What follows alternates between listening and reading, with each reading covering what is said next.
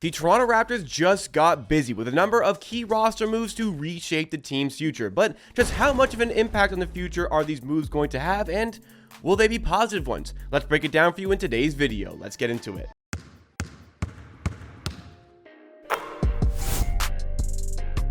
This is Amateur Sports, everybody, the YouTube channel completely dedicated to providing you with Toronto Raptors news coverage and analysis and videos just like this, as well as live stream watch parties for Raptors games. Drop a like on this one if you enjoy along the way, and subscribe to keep up to date with all that great Raptors content. And by subscribing, you're getting yourself ready for the 17,000 sub giveaway with 2 Scottie Barnes jerseys. But today's video, we're focusing on the 6 different roster moves that the Raptors have made this week. Some key players coming into the team, perhaps a key player exiting the team after getting waived as well. 6 moves in particular, but 4 having just happened for the team. Let's break them all down. So for starters, in chronological order, we're going to start with the 2 that happened earlier on in the week, and that is Javon Freeman-Liberty getting rewarded for his great play in the G League this season with the Raptors 905 by signing on a multi-year deal with a standard NBA contract. Again, it's been some impressive numbers overall for Javon Freeman-Liberty. Many Raptors fans have been asking for the Raptors and the NBA to give him an opportunity to play, and with an overall lack of point guard depth in the team, which has gotten even worse after the Scottie Barnes injury to his hand,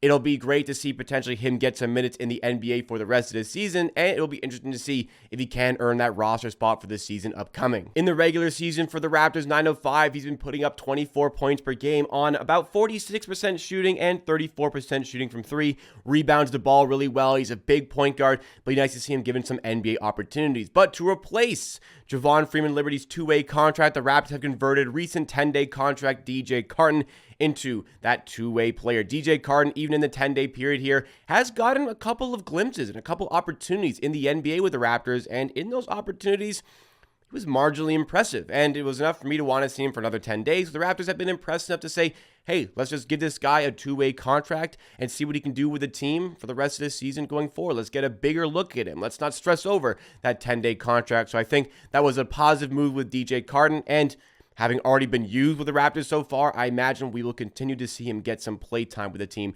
especially as some injuries are starting to mount up. But these are the 2 that we probably already knew about. 4 new ones have entered in for the Raptors in terms of the roster move perspective. The Raptors have signed a player on a 2-way contract, a player on a 10-day contract. They've extended one of their current players, and they've actually waived a player, which you'll stick around to the end to hear more about. But for starters, the biggest news is definitely Kelly Olynyk has signed an extension to stay with the Toronto Raptors. He came into the team at the deadline when he was involved in the deal that sent over Ochai Agbaji alongside Kelly Olynyk for a Raptors first-round pick. It was one of those bad first-round picks near the end of the first round. Not something to be overly concerned about. It was also a salary dump with Otto Porter Jr. Ochai Agbaji seemed like the blue-chip piece in the trade, a young player coming into the team, but Kelly Olynyk on an expiring contract was going to be interesting to see with the Raptors from this point on to the rest of the season.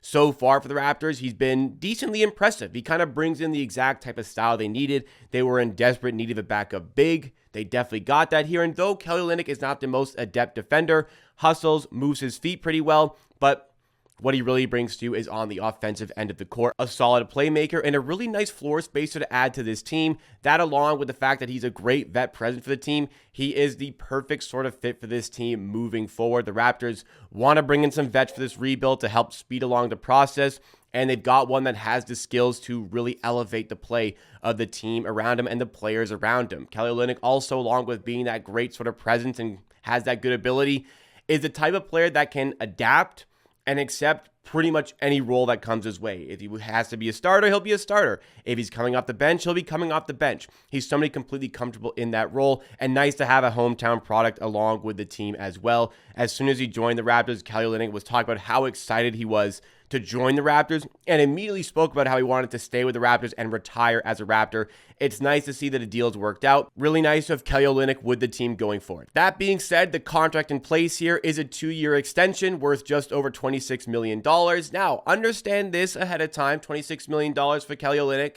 The Raptors actually saved a good amount of money in cap hold next season, added some flexibility. I believe it's in the range of $9 million that's saved for the Raptors in terms of a cap hold perspective for next year. So it was nice to bring in a good player on a decent contract and also have that additional flexibility for the next season. That being said, even though that additional flexibility has arrived here, even though I'm happy with the player coming to the team, I feel as though the value here might be just above where I really wanted to get him at. I was hoping the Raptors could bring him in around $22 million, maybe $23 million over the course of 2 years. So obviously not a big gap here, but those $1 million, those little amounts of money, they can start to add up for a team, especially as they're trying to fill out their roster by a wide degree in the offseason.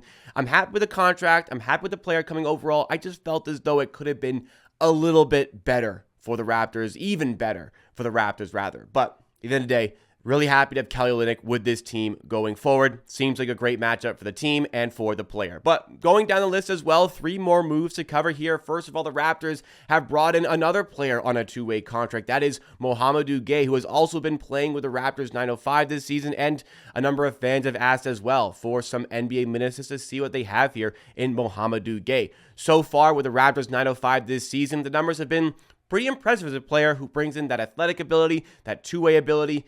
You know the type of players that Masai Ujiri and Bobby Webster typically covet. This kind of fits into that mold here. So far with that 905 this season, he averaged 14 points on 54% shooting from the field. Not so much shooting from 3, but brings in 9 rebounds per game as well and 2.5 blocks.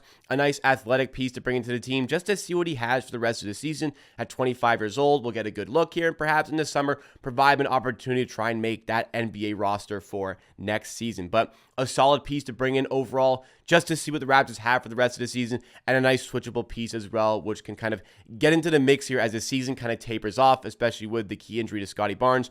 We'll see how these games go, but I imagine we might get a decent look here at Mohamedou Gueye. Another player the Raptors could get a decent look at for the final stretch of the season here, or at least for the next 10 days here, is Jahmi'us Ramsey. He's been brought into the team on a 10-day contract out of the G League, and Jahmi'us Ramsey has kind of been a player that's been on my radar for a good amount of times, not so much in terms of actually making an NBA roster, but just for his athletic ability and overall potential that could be associated with that. Hasn't quite panned out for the player, but again, it's another opportunity for Raptors to get a glimpse of a player to see what they can bring to the team. Certainly, we would not have expected DJ Carton to come to the team and all of a sudden earn himself a 2-way contract. Could Jahmi'us Ramsey do something in the same sort of capacity? That remains to be seen. He is still only 22 years old, so potential could be on the way here, especially if he continues to produce similar numbers like this that he did in the G League with Oklahoma City's G League affiliate. He averaged 22.3 points on 55% shooting from the field and nearly 43% shooting from 3.